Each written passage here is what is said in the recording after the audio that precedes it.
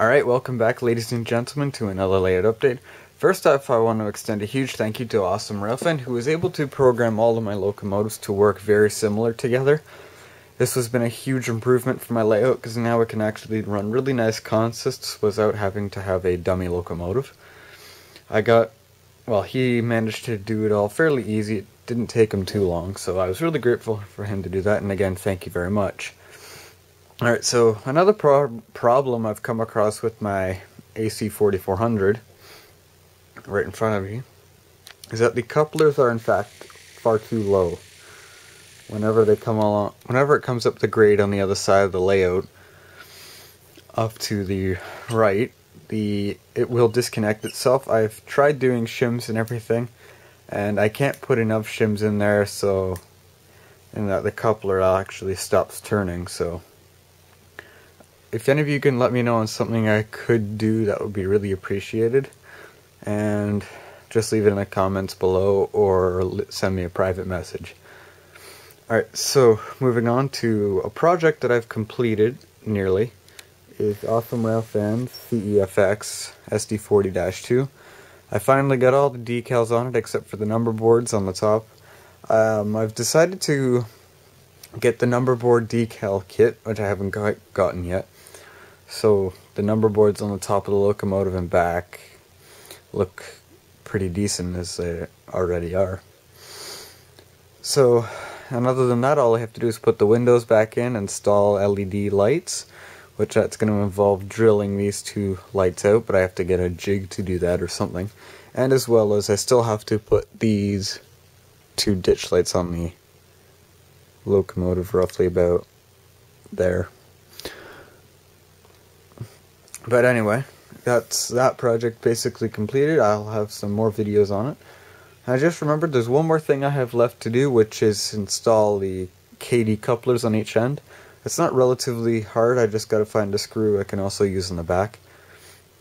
And as soon as that's done, I'll have some more pictures and I'll be sending it back off to Awesome Railfan. Alright, so moving on to another project that I've completed, which is all of the coal cars. I've completed assembling all 12 of them. I have 12 of them plus another 4 sitting in my yard. The reason I have another 4 is because I offered to assemble Awesome Railfans because he was having some difficulty assembling his, so I'm gonna finish building those for him and I will keep you guys updated on that. So with that project done, I have also completed those grain cars with the Proto 2000 kits. They are now running around the layout successfully, and they are really great. So let's move on to the Dash 9 project, which I've done a fair amount of work on. So this is the Dash 9. I've got the base coat orange on it. I've also put the silver on the truck. The only silver paint I haven't put on is the fuel tank, which I can't quite figure out how to do. I can't really remove the fuel tanks as easily as I was able to remove them on the AC4400. But that was just by mistake, so I'm still trying to figure out how to remove the tanks, then I can paint those up in silver. And as well as I'm also going to be figuring out how low I need to put the green paint for it. And in case some of you are wondering what paint I'm actually using, I may have shown you guys in the past, but I'm not 100% sure, but I'll show you guys anyway.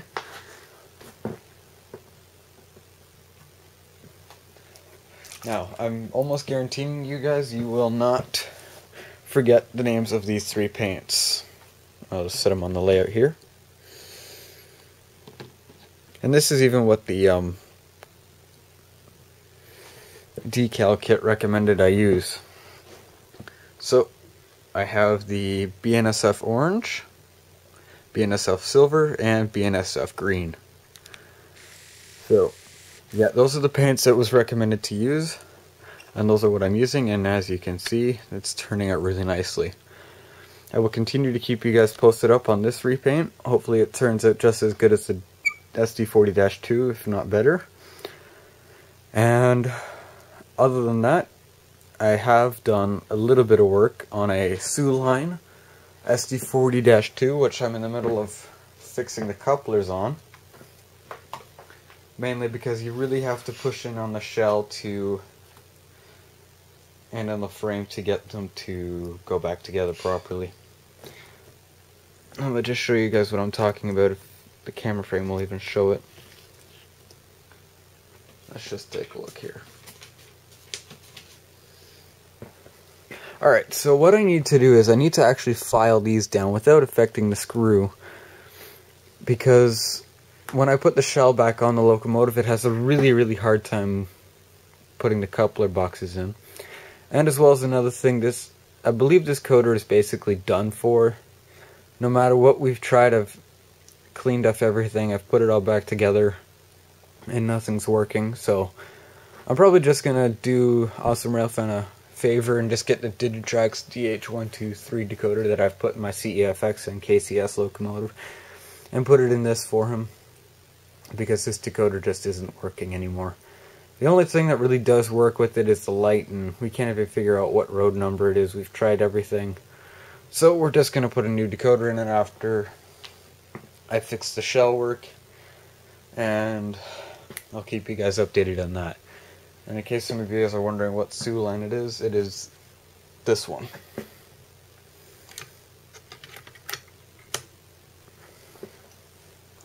So yeah. So other than those projects, like I said, I like to keep myself busy.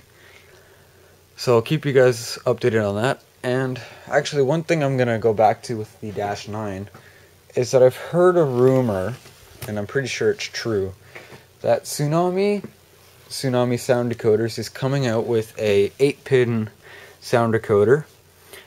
And not only does it fit into any Athearn RTR 8-pin soundboard, but it also has a soundboard built into it, so it has its basic sound functions for the locomotive. You just got to program them yourself, and you can fit whatever speaker you need onto it, and then put it into the locomotive. And as far as I'm aware, the speakers already are installed for you. You've just got to pick the right decoder with the right speaker. And if some of you are confused on what I'm talking about, it's basically an 8-pin decoder board that plugs into the current one. That's also a sound. It's very small. And then it just goes to a speaker wherever you so desire to fit it. With the Dash 9, I'm actually going to put the sound decoder at the radiator, which there is enough room to do so.